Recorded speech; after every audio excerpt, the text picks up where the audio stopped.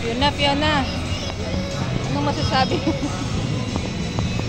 Ano masasabi mo kay Carlos Yolo?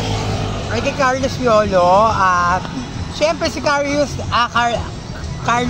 Yolo, umpisa sa mga hindi nakakaalam, siya po ang ating gold medalist dun sa Paris. Nakakuha siya ng 2 gold na medal.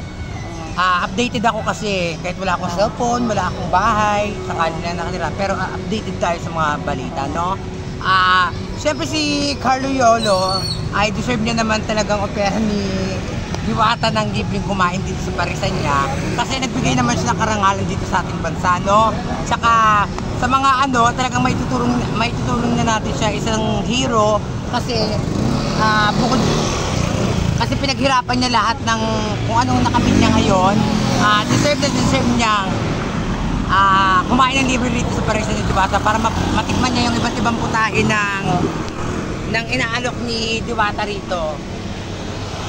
Sige.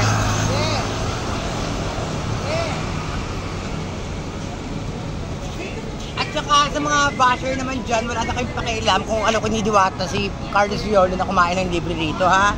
Kasi nagbigay lang naman siya ng gandang kalooban na ialok kay Carlos Yolo. At saka unang-una sa lahat, kanyang parisan yan at kanyang pagkain na pinimigay niya, no? Basher! Ano masabi mo dun sa ano? Labas!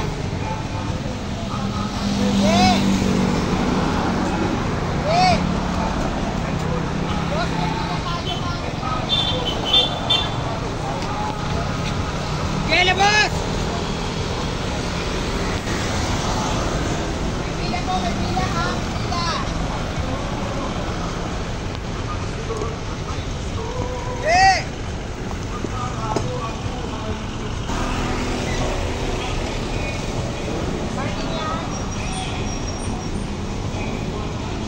Pasok! Pasok!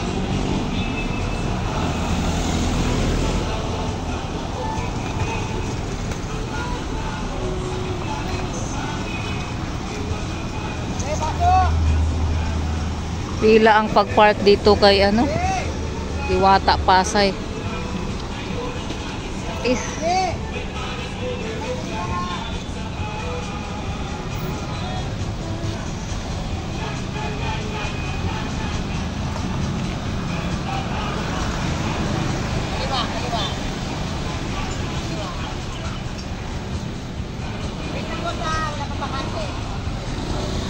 Doon sa alita ng mag-ina, Carlos Yolo at nanay niya.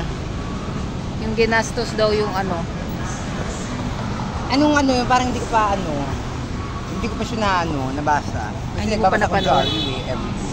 Yung yung sabi ni Carlos Yolo, ginastos yung pera niya na nasa ATM niya. Sa ATM? Oo.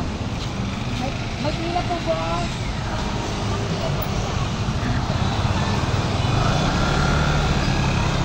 Meron pa! Meron!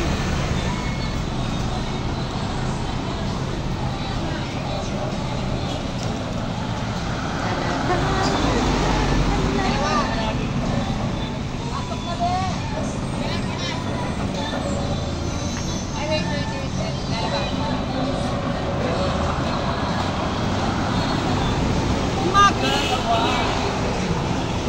Dapat kayong mga mother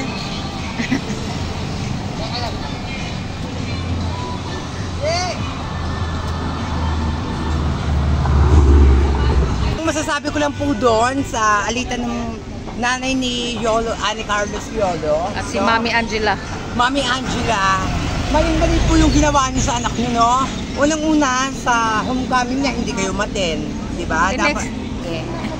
So, bali ang masasabi ko lang sa iyo, Mami Angela, no? Sa alitan niyo ni Carlos Yolo, sana mother, magkaroon tayo ng respeto sa anak natin para i-respeto rin tayo ng anak nyo, no? Bali, magkaroon muna tayo ng respeto sa sarili natin para makuha natin yung respeto ng taong nasa paligid natin. Kasi, unang-una sa lahat, mother ka. Dapat ikaw yung nakakaunawa sa anak mo. Suportahan mo kung anong meron siya. Hindi yung kung anong meron siya, ginastos mo! Tapos ano yung naman Yolo? Siyempre, mother mo yan, itetext mo, ipagpapalit mo sa jowa mo. My God naman Yolo, mother mo yan. Unang-una sa lahat, yung babaeng itinext mo ay babaeng nagbigay ng buhay sa'yo. Diba? Dapat nagkaroon ka rin ng pagpiatin mo siya sa homecoming mo. Siyempre, bilang isang ina, masaya ako, sasalubungin ko ang aking anak galing sa ibang bansa, may dalang medal, di ba? And I thank you! Dapat sa mga ganyan pagkakataon, pinagpapaliban natin yung mga alita natin. Una sa lahat, masaya ang puso mo eh. Masaya ang puso niyo magnanay. Dapat, pinairal niyo ang pagmamahal. Huwag yung inggit. No? Habang lumalaki tayo, inaalis natin dapat yung inggit sa ating mga katawan. Kaya nga sabi ko, kung inggit, basher ka, huwag kang magtaka dahil nasa lahi niyo yan. And I thank you.